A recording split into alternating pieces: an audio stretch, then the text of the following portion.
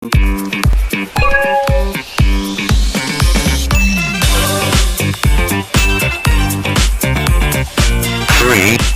two, one. May balak ka bang magpagawa ng maliit na fish pan?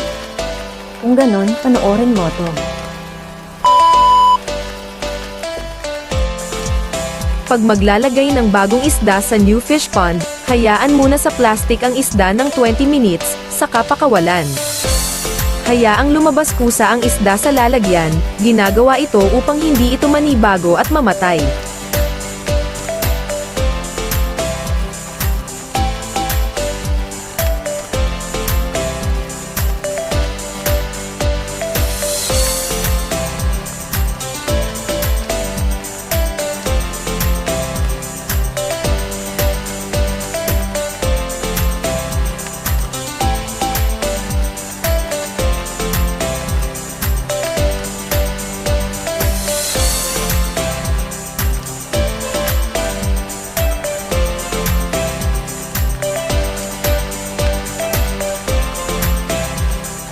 Makikita nating kusa na silang lalabas at lalayo. Ibig sabihin na kapag-adjust na sila sa bagong lugar.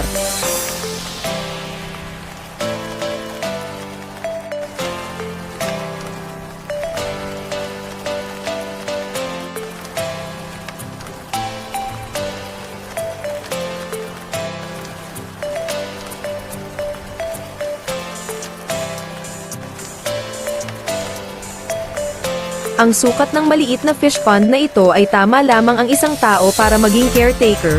Maaari itong maging source ng pang-araw-araw na konsumo ng pamilya o kaya naman mapagkukunan ng income. Nasa 1,300 isdang maliliit ang unang pinakawalan sa fish pond na ito.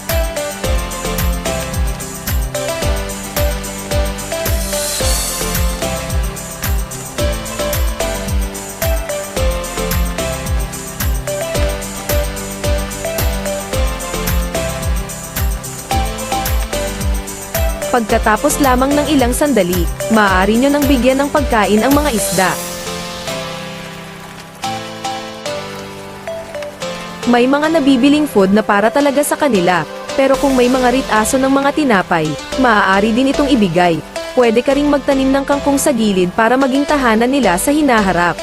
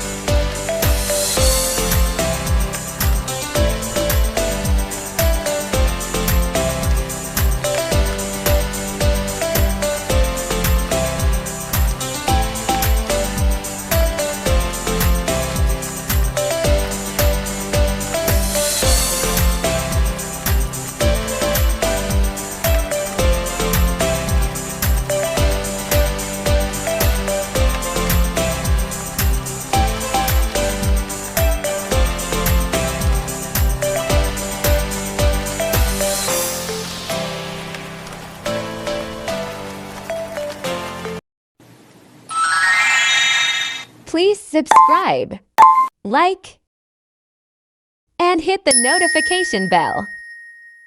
Thank you for watching.